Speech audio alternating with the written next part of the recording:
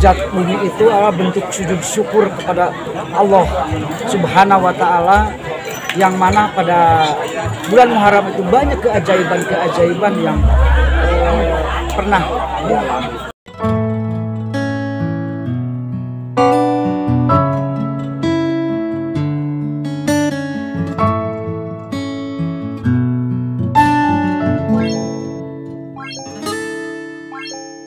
Suasana hikmat dan penuh kekeluargaan menyelimuti lembur kuring Kampung Bojong Karesek, Desa Babakan, Kabupaten Pangandaran, Kamis tanggal 18 Juli tahun 2025.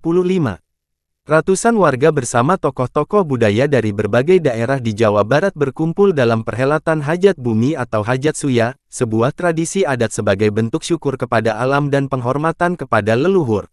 Acara yang mengangkat tema, Mupusi Tradisi, Mulasaria Budaya, Neruskeun Carita Kolot, ini menjadi momen sakral yang menyatukan seluruh elemen masyarakat tanpa sekat sosial. Tradisi ini tak hanya menjadi bagian dari pelestarian budaya lokal, tapi juga simbol nilai-nilai kesetaraan dan gotong royong. Acara ini dihadiri oleh staf ahli Bupati Pangandaran, Haj. Tini Nurmasari, serta Kepala Bidang Kebudayaan Dinas Pariwisata dan Kebudayaan Pangandaran, perwakilan tokoh masyarakat Babakan, para kepala dusun, hingga budayawan dari berbagai kabupaten di Jawa Barat. Menurut Kepala Bidang Kebudayaan Dinas Pariwisata dan Kebudayaan Pangandaran, Sugeng, mereka hadir tidak dalam kapasitas formal birokratis, melainkan turut larut dalam prosesi adat sebagai bagian dari warga yang sama-sama duduk di atas tilem tikar dan makan bersama. Semua tanpa perbedaan, tanpa kursi kehormatan, tanpa protokoler. Tradisi seperti ini luar biasa. Ini bukan hanya menjaga warisan budaya, tetapi juga memperkuat nilai-nilai sosial dan kebangsaan, katanya. Tradisi Hajat Bumi ini adalah salah satu wujud rasa syukur kita sebagai insan, sebagai manusia biasa terhadap apa yang telah dilimpahkan rezeki Allah Subhanahu wa Ta'ala kepada kita. Karena pada hakikatnya apa yang kita laksanakan, apa yang kita makan, yang berasal dari bumi kita, baik itu hasil tani, hasil nelayan, dagang dan sebagainya. Maka dalam di bulan Muharram biasanya di ini ada salah satu momen ketika masyarakat khususnya di sini di Padepokan Pangeran Macan mengungkapkan rasa syukurnya terhadap rezeki karunia yang dilimpahkan oleh Allah Subhanahu wa Ta'ala kepada kita semua. Harapannya bahwa kegiatan-kegiatan ini menjadi agenda tahunan, kan? Bahkan kita berada di daerah pariwisata, artinya bahwa kegiatan-kegiatan ini sebaiknya dikemas sebaik mungkin, menarik mungkin, akhirnya nanti akan menjadi salah satu daya tarik wisata di kita di Pangandaran. Nanti ada festival-festival, harapannya seperti ini. Dalam rangka melestarikan tadi, melestarikan itu tidak hanya kegiatan-kegiatan yang istilahnya seremonial aja atau ritual-ritual yang dilaksanakan, tapi bagaimana nanti untuk memacu semangat masyarakat dalam melestarikan itu ada festival-festival tradisi budaya yang ada di kota. Itu harapan ke depan memang seperti mudah-mudahan kita diberikan rezeki yang berlimpah, diberikan keselamatan ke depan Pangandaran lebih maju, lebih melesat, bisa melaksanakan kegiatan-kegiatan yang berbasis budaya dan tradisi yang ada di Pangandaran. Hajat Bumi dimulai sejak pagi hari, diawali dengan kirap makanan oleh para lelaki dari rumah masing-masing menuju area utama acara. Mereka membawa aneka sajian khas kampung, nasi liwet, lauk pauk, hasil bumi, hingga jajanan tradisional.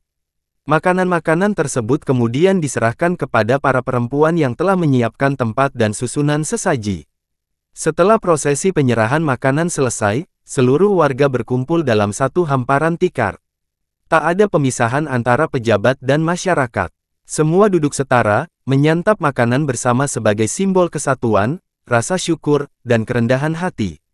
Disinilah ajaran leluhur kita hidup. Hidup sederhana, saling berbagi, dan menghormati alam, ujar Yana Macan, budayawan dan penggagas utama kegiatan ini. Menurut Yana, hajat bumi sudah dilakukan sejak masa kakek nenek mereka dahulu, bahkan sebelum struktur pemerintahan modern terbentuk. Dulu, tradisi ini menjadi bentuk komunikasi spiritual antara manusia dan kekuatan alam. Sekaligus menjadi ruang konsolidasi sosial antar kampung. Saya ingin anak cucu kita tahu, bahwa kita pernah punya budaya hebat yang menjunjung kesetaraan tanpa pamrih, tambahnya. Cerita-cerita tentang asal-usul desa, sejarah leluhur, dan petua-petua adat turut dibacakan dalam bentuk pantun dan carita pondok oleh para tokoh budaya. Bahkan beberapa budayawan dari Ciamis, Tasikmalaya, Garut, dan Bandung turut menyumbang narasi budaya yang memperkaya jalannya acara. Kesempatan hari ini kita melakukan hajat bumi itu sambil mupusti tradisi, mulasara budaya, neruskan carita kolot, merupakan satu bentuk kearifan lokal yang saat ini mulai punah, bahwa kegiatan-kegiatan budaya-budaya lokal ini kita bangkitkan kembali. Nah, prosesi ini kita bahwa dalam kegiatan hajat bumi itu kita masih ingat pada nenek moyang kita, uyut kita dulu, ada yang namanya hajat suya. Hajat suya itu adalah satu hal seorang suami berusaha di luar sedemikian lama, dia pulang ke rumah, hasil usahanya itu diserahkan kepada istri dan suruh dimasak dan berbagi kepada seluruh tetangga, seluruh warga. Artinya bahwa di dalam rezeki kita ada rezeki orang lain. Artinya kita berbagi dalam rangka hasil jeripayah kita kepada orang lain. Yang kedua, maknanya adalah mengumpulkan saudara, mengumpulkan baraya, mengumpulkan tetangga untuk makan bersama. Dalam artian kita membentuk silaturahmi, keeratan berkeluarga, keratan bertetangga dalam rangka sabilulungan gotong royong.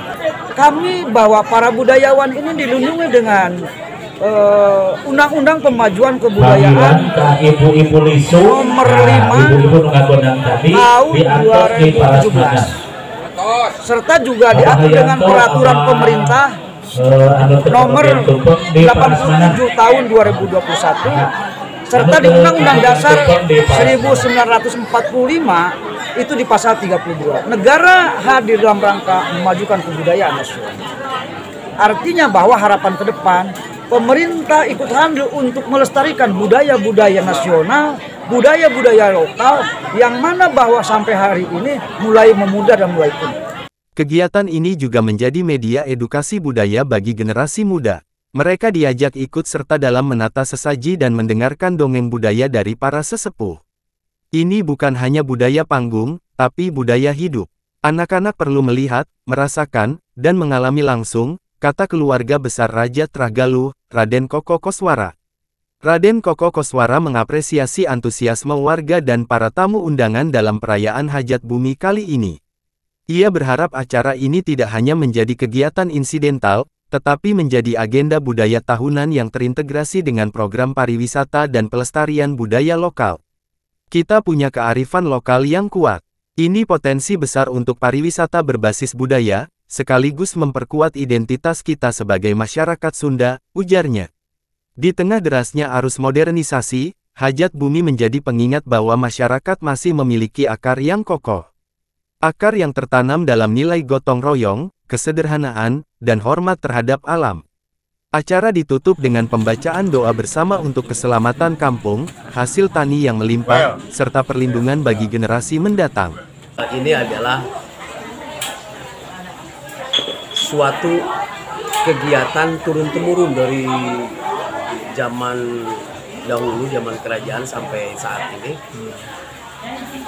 Kang Yana Macan dan keluarga besar daerah sini cukup untuk menggiatkan kembali bahwa tuturun karuhun kapungkur ditinggal para pujangga baheula itu adalah banyak sekali hal yang perlu kita kaji dan aji bacaeun urang sadaya. Jangan sampai kebudayaan luar dari Tatar Sunda yang mendominasi kebudayaan yang ada di Tatar Sunda, khususnya yang ada di Wewengkon Pangandaran.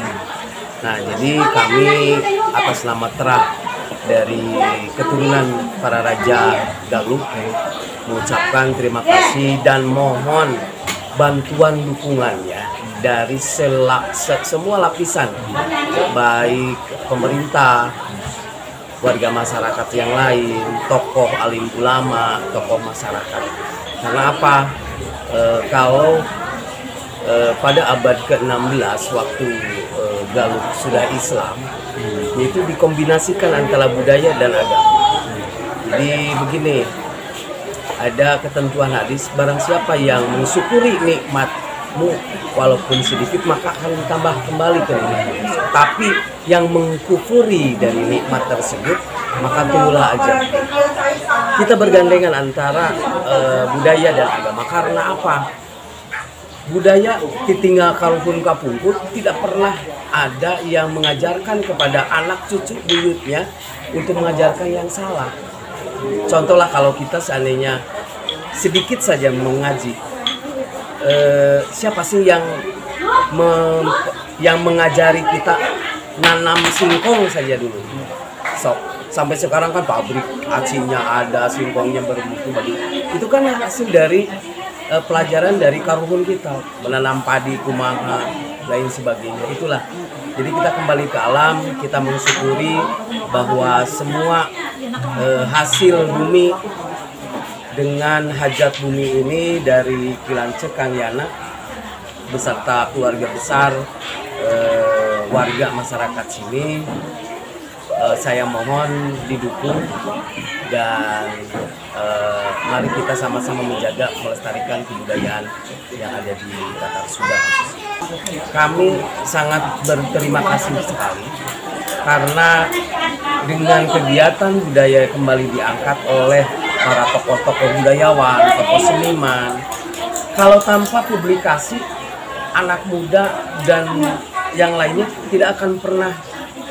Yang pertama kan penasaran kok bisa begini, kok ini gimana, ini caranya gimana. Nanti kan jangan sampai lamun cekasar bahasa Sunda mah jati kasih lipu junti.